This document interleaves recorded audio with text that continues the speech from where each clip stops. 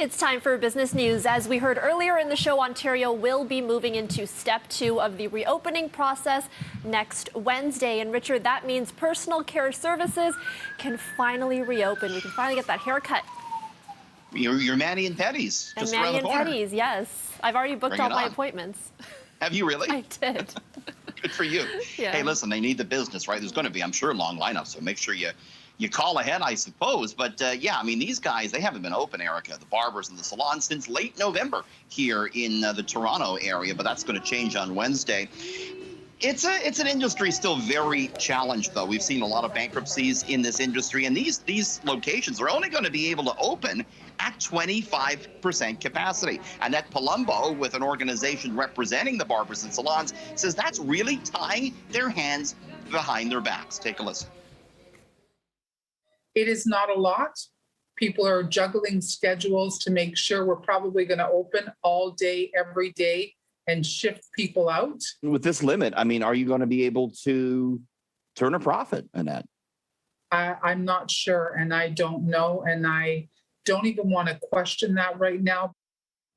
She is calling for more government assistance for the personal care industry. It's not clear that that's coming. We had on Ontario Finance Minister Peter Bethenthal earlier in the week, who said something to the effect of the best stimulus is to reopen. So it's not clear that any more financial help are coming for these guys, but I'm glad you got your Manny's and your Petty's booked, Erica. Yeah, it's tough for them. Certainly tough right now. Okay, a couple of prominent clothing companies are changing their policies when it comes to the use of animal fur.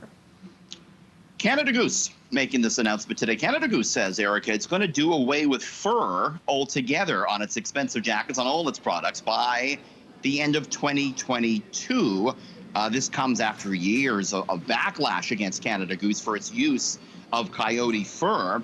Last year, the company said it would use reclaimed fur, but now it's going to do away with it altogether. However, Canada Goose still using natural down in its jackets, something some animal advocates contend uses painful methods to kill the geese to make those jackets. Meantime, Holt Renfrew says it will stop selling all animal fur and exotic skins by the end of this year. Holt Renfrew also says it plans to stop selling cosmetic products that contain plastic glitter, and will make a commitment that its denim will be sustainable as well. Good to see there, I think, Erica. Yeah, I think so too. And finally, the latest version of Microsoft Windows is set to drop later this year, and we got our first sneak peek today, Richard.